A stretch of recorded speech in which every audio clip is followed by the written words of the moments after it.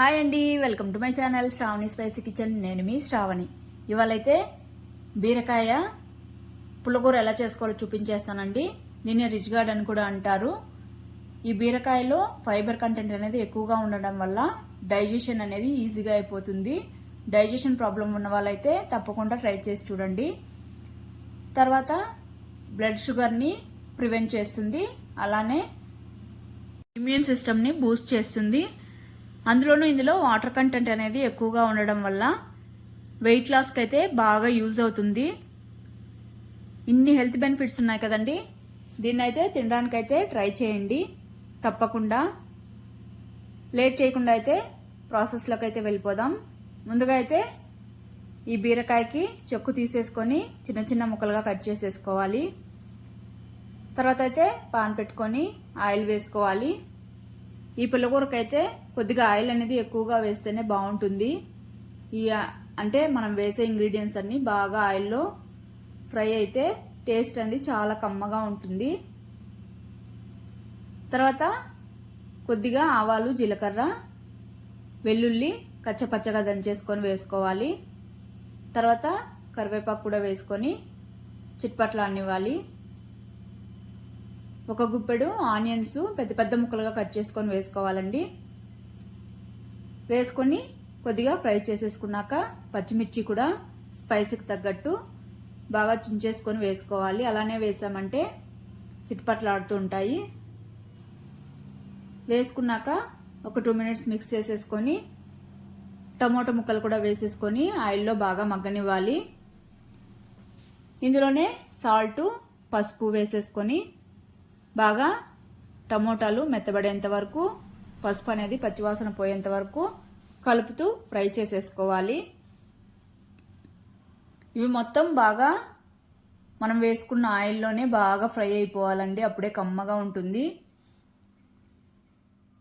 ఈ కర్రీకి అయితే అసలు పోపు కూడా అవసరం లేదు.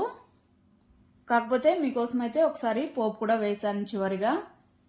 పోపు ముందుగానే వేసుకున్నాం కాబట్టి ఇంకా వేయాల్సిన అవసరం కూడా లేదు, అలానే తినేసేయచ్చు.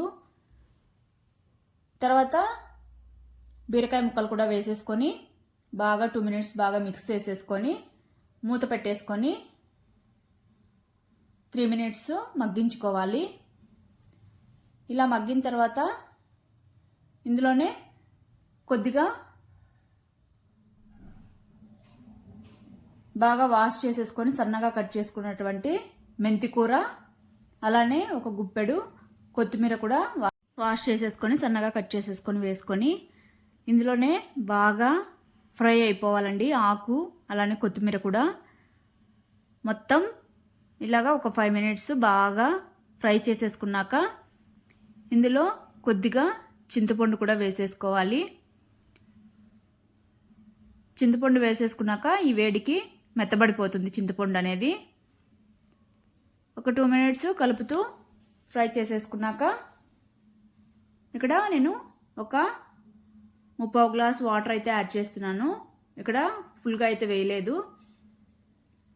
తర్వాత బాగా మిక్స్ చేసేసుకొని ఈ ముక్కలన్నీ వాటరు బాగా అబ్జర్వ్ చేసేసుకొని బాగా మెత్తగా కుక్ అయ్యేంత వరకు మూత పెట్టుకొని ఒక 10 మినిట్స్ వరకు ఇలాగా కుక్ చేసేసుకోవాలి. బాగా ముక్కలు అనేవి సాఫ్ట్గా కుక్ అయిపోతాయి. కుక్ అయిన తర్వాత మొత్తం పప్పు గిత్తితో స్టవ్ ఆపేసేసి మెదిపేసుకోవాలి. మరి ఈ బీరకాయ అయితే సాఫ్ట్గా ఏం కుక్ అయిపోదండి. కొద్దిగా ముక్కలు అనేవి తగులుతూ ఉంటాయి పంట కింద. ఇలా మెదిపేసుకున్నాక పోపు అయితే పెట్టేసుకుందాం. జనరల్గా అయితే దీనికి పోపు అవసరం లేదండి, స్టార్టింగ్లోనే వేసేసాం కాబట్టి అవసరం లేదు. మీకోసం అయితే ఒకసారి చూపిస్తున్నాను. కడాయి పెట్టుకొని ఆయిల్ వేసుకొని ఆవాలు, జీలకర్ర, తర్వాత కరివేపాకు, కచ్చపచ్చగా దంచుకున్న వెల్లుల్లి కూడా వేసేసుకొని చివరిగా 2 ఎండుమిర్చి కూడా వేసేసుకొని బాగా మంచిగా బ్రౌన్ కలర్ వచ్చేంత వరకు ఫ్రై చేసేసుకోవాలి.